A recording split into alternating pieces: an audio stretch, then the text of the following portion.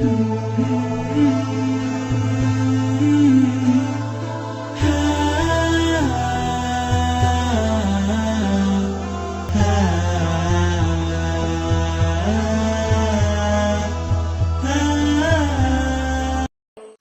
nasihatnya karena akhir-akhir ini ana malas beribadah. Baca fadilah ibadah yang anda mau lakukan. Saya sudah pernah ajarkan ini. Mau rajin sholat malam, baca hadis tentang sholat malam. Mau rajin sedekah, baca hadis tentang sedekah. Kita punya hak secara syar'i menanyakan saya dapat apa kalau saya kerjakan ibadah itu. Boleh, nggak apa-apa. Karena memang Allah yang menjanjikan itu, ya kan? Coba baca buku hadis, fadilah sholat duha, fadilah sholat sunnah, qabliyah, rawatib, fadilah sholat wajib, duhur, asar, maghrib, isya, fadilah bakti dengan orang tua, fadilah haji dan umrah, fadilah sadaqah, fadilah puasa Ramadan, fadilah. Apa itu fadilah? Janji positif Allah di ibadah yang akan kita lakukan. Kalau mau termotivasi, untuk apa kita mau ke satu tempat? Karena ada janji yang, ada sesuatu menjanjikan yang kita dapatkan di sana kan. Untuk apa kita kerja satu perusahaan? Karena ada janji gajinya lah, prestasi dan seterusnya. Begitu, manusia memang kalau dijanjikan baru mau bergerak. Maka wajar kita baca janji Allah di ibadah itu kita akan termotivasi. Yang kedua, jauhi semua fasilitas maksiat. Karena semua yang membuat orang malas ibadah karena ada dosa. Selama antum masih terlibat di dosa sekecil apapun, maka akan mudah sekali tergelincir untuk malas ibadah. Tergelincir itu. Saya sudah pernah jelaskan, ibadah punya kenikmatan, dosa punya kenikmatan, tapi nggak bisa disatuin, tidak bisa disinkronkan, tidak mungkin, harus pilih salah satunya. Seseorang, saya kasih contoh, seorang wanita terbiasa pakai jilbab, rapi, dia sudah merasakan nikmatnya ibadah itu. Tiba-tiba kedatangan satu orang laki-laki di rumahnya, sepupunya atau yang bukan mahramnya, lalu dia kelihatan tidak pakai jilbab. Bagaimana perasaan dia sebagai muslimah? Merasa berdosa, merasa bersalah. Kenapa tadi rambut saya dilihat ya? Kenapa?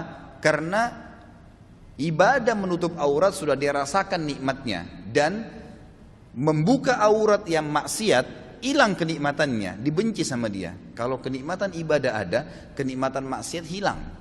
Kan? Terbiasa menutup aurat membuat orang jadi tidak mau buka aurat, gitu kan? Terbiasa sholat berjamaah di masjid membuat orang menyasa bersalah, atau terbiasa sholat aja deh. Ya, kira-kira kalau orang sudah rutin sholat 5 waktu, dia sudah tahu fadilahnya dan ancamannya kalau dia tinggalkan, apakah dia mau tinggalkan sholat berjamaah, sholat wajib? Nggak mungkin, gitu kan?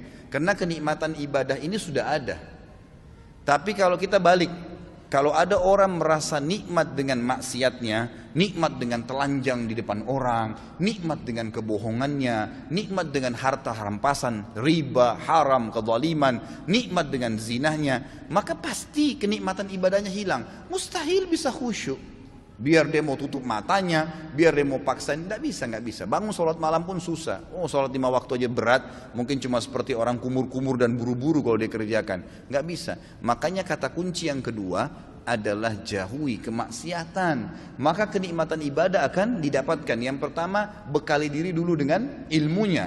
Dapat apa nih kalau saya sholat malam, kalau saya sedekah, baru kemudian jauhi semua fasilitas kemaksiatan. Yang ketiga, ini nggak kalah penting, bentuk komunitas yang soleh dan soleha.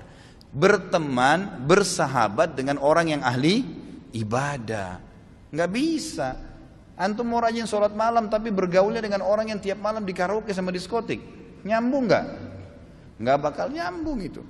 Tapi kalau orang yang memang tidurnya habis isya langsung, atau dari majelis ilmu seperti ini terus bubar, Masya Allah, nanti malam ya saya miss call jam 3 kita tahajud ya, ingatin temannya, pasti. Atau ngomongannya tentang apa? Kayak majelis ilmu seperti ini kita 2 jam, 3 jam tunduk, apa yang kita bicarakan? Qala Allah, qala Rasul, kisah orang saleh, tulisi pendapat para ulama, ada kenikmatannya, gitu kan? Ada ibadah yang kita rasakan, ada sesuatu yang kita dapatkan di situ. Maka teman-teman yang terbiasa dengan ini, nanti dia akan bilang lagi, kayak minggu depan itu, atau mungkin hari Senin ada ustadz ini loh di masjid ini, oh ada ustadz ini di sana kalau pagi, oh ada tablik akbar nanti di sana, oh ada CD-CD-nya Ustadz Khalid tuh di situ, ada ceramahnya si Ustadz Fulan ini di sana. Jadi yang dibahas itu kan, yang dibahas masalah itu.